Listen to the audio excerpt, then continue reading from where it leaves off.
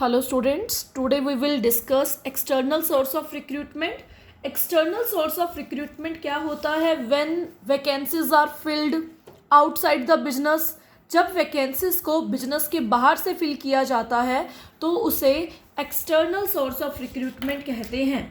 External source of recruitment की कुछ advantage हैं और कुछ लिमिटेशंस हैं। तो पहले करते हैं मेरिट्स। नंबर 1, सबसे पहली merit qualified personnel. Qualified personnel का मतलब है अगर हम external source of recruitment use करते हैं तो हमें एक्सपर्ट स्टाफ मिलता है, हमें क्वालिफाइड पढ़ा लिखा एम्प्लॉयज़ मिलते हैं। तो सबसे पहली एडवांटेज है क्वालिफाइड पर्सोनल, क्योंकि एक्सटर्नल सोर्स ऑफ रिक्रूटमेंट हमें अपॉर्चुनिटी देता है कि हम क्वालिफाइड पीपल ढूंढ के आएँ बिजनेस के बाहर से। अब क्वालिफाइड एम्प्लॉयज़ होंगे तो बेनिफिट दोनों को होगा, कंपनी को भी बेनिफिट होगा और जो एम्प्लॉय है उसको भी बेनिफिट होगा क्योंकि उसको अच्छी सैलरी मिलेगी।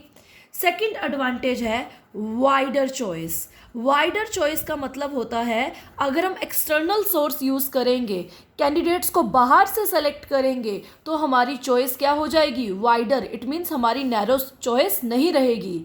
इंटरनल में क्या होता है? 5 लोगों में से 3 लोगों को सेलेक्ट करना है, लेकिन एक्सटर्नल में हमारी चॉइस होती है वाइडर। क्यों? क्योंकि 1000 कैंडिडेट्स में से 10 को सेलेक्ट करना है। तो एक्सटर्नल सोर्स ऑफ रिक्रूटमेंट में चॉइस क्या होती है? वाइडर।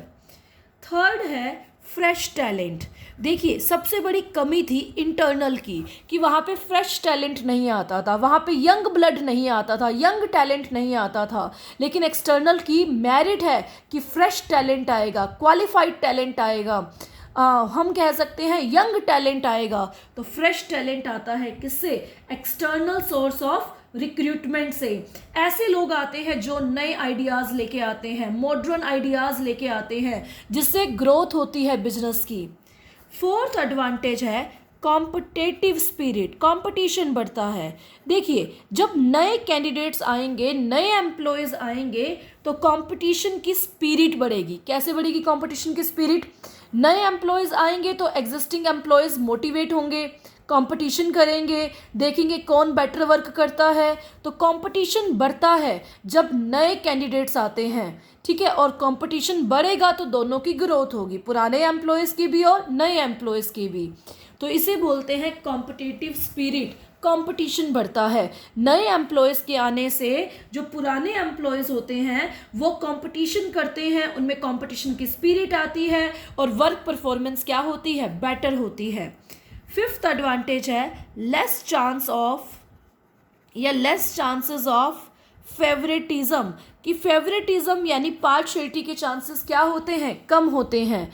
देखिए, एक्सटर्नल सोर्स ऑफ रिक्रूटमेंट में जो मैनेजर है वो बाहर के कैंडिडेट्स को नहीं जानता, तो पार्शियलिटी के चांसेस या फेवरेटिज्म के चांसेस क्या होते हैं? कम होते हैं। जबकि इंटरनल में मैनेजर उसी को प्रमोट करता है जो एम्प्लॉय उसका फेवरेट होता है। तो ये थी इसकी एडवांटेज। सबसे पहली एडवांटेज, अगर एक्सटर्नल यूज़ करेंगे तो पढ़ा लिखा स्टाफ मिलेगा, चॉइस वाइडर होगी, फ्रेश टैलेंट, यंग टैलेंट मिलेगा नए आइडियाज़ के साथ, कंपटीशन बढ़ेगा क्योंकि पुराने एम्प्लॉयज़ देखेंगे कि नए एम्प्लॉयज़ आए हैं वो काम कैसे कर रहे हैं, कंपटीशन बढ़ता है तो वर्क की परफॉर्मेंस बढ़ती है और पार्शियलिटी या फेवरेटिज्म के चांसेस क्या होते हैं? कम होते हैं। Now we will discuss limitations. देखिए, हम लाइव क्लास में डिस्कस कर चुके हैं तो ये सिर्फ एक रिकैप है कि इस टॉपिक को करने का। Limitations of external source of recruitment. Limitations of external source of recruitment. सबसे पहली लिमिटेशन है, कमी है, लेंथी प्रोसेस है। लेंथी प्रोसेस कैसे है बताइए? एक्सटर्नल सोर्स एक लेंथी प्रोसेस है। पहले न्यूज़पेपर में ऐड दो, फिर कैंडिडेट्स का वेट करो, फिर उनका इंटरव्यू लो, फिर उनका टेस्ट लो, फिर उन्हें ट्रेनिंग दो। तो ये बहुत लेंथी प्रोसेस है, बहुत टाइम लगता है, तो टाइम कंज्यूमिंग प्रोसेस है। तो सबसे बड़ी कमी ये है कि एक्सटर्नल सोर्स ऑफ रिक्रूटमेंट बहुत ही लेंथी है, उसमें बहुत ही टाइम कंज्यूम होता है। ओके, सिलेक्शन में, ट्रेनिंग में, इनवाइट करने में, इंटरव्यू लेने में। Next, costly process. बेटा जो प्रोसेस जितनी लेंथी होगी उतनी क्या होगी, कॉस्टली होगी। तो एक्सटर्नल सोर्स ऑफ रिक्रूटमेंट महंगा है। क्यों, देखो कैसे होता है। एक्सटर्नल सोर्स में न्यूज़पेपर में ऐड दी तो न्यूज़पेपर वाले पैसे लेंगे, ठीक है। अब न्यूज़पेपर में ऐड दी, उसके बाद आपने इंटरव्यूज़ लिए, इंटरव्यू के लिए एक्सपर्ट्स अपॉइंट किए, उन्होंने सैलरी ली। उसके बाद सिलेक्शन टेस्ट हुए, उसमें खर्चा हुआ। उसके बाद ट्रेनिंग हुई, उसमें खर्चा हुआ।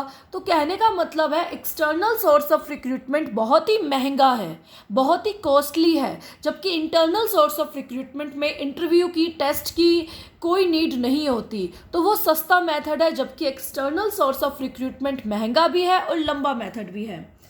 थर्ड पॉइंट है चांसेस ऑफ रॉन्ग सिलेक्शन।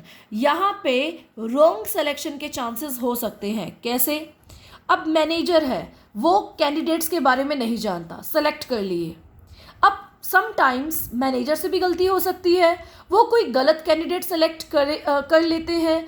अगर मैनेजर कोई गलत कैंडिडेट सेलेक्ट करता है तो इट मीन्स कॉस्ट भी वेस्ट, टाइम भी वेस्ट, तो चांसेस ऑफ रॉन्ग सिलेक्शन। जबकि इंटरनल सोर्स ऑफ रिक्रूटमेंट में रॉन्ग सिलेक्शन के चांसेस नहीं होते, क्योंकि मैनेजर कैंडिडेट को, एम्प्लॉयज़ को जानता होता है, उसके नेचर का, उसके वर्क कैपेसिटी का पता होता है। लेकिन एक्सटर्नल सोर्स में मैनेजर गलत कैंडिडेट सेलेक्ट कर सकता है, और गलत कैंडिडेट अगर सेलेक्ट होता है तो टाइम और कॉस्ट की बर्बादी होती है।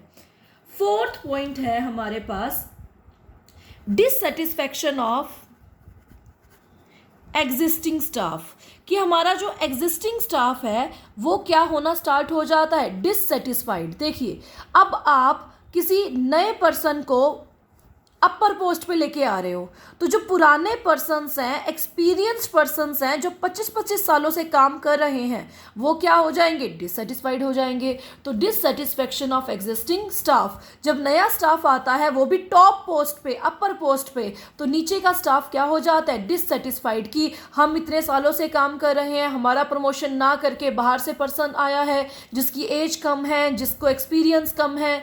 तो डिससेटिस्फैक्शन ऑफ एग्जिस्टिंग स्टाफ। अगर आपका एग्जिस्टिंग स्टाफ डिससेटिस्फाइड रहेगा तो वो कंप्लीट डेडिकेशन से काम नहीं करेगा, उसकी एफिशिएंसी डाउन होगी। और फिफ्थ कमी है लेबर टर्नओवर बढ़ेगा। क्या बढ़ेगा, लेबर टर्नओवर। देखिए, लेबर टर्नओवर इंक्रीज कैसे होता है, कंपनी छोड़ के जाते हैं वर्कर्स, लेबर टर्नओवर बढ़ता है। कैसे बढ़ता है, उसका एग्जाम्पल मैं बताती हूँ आपको।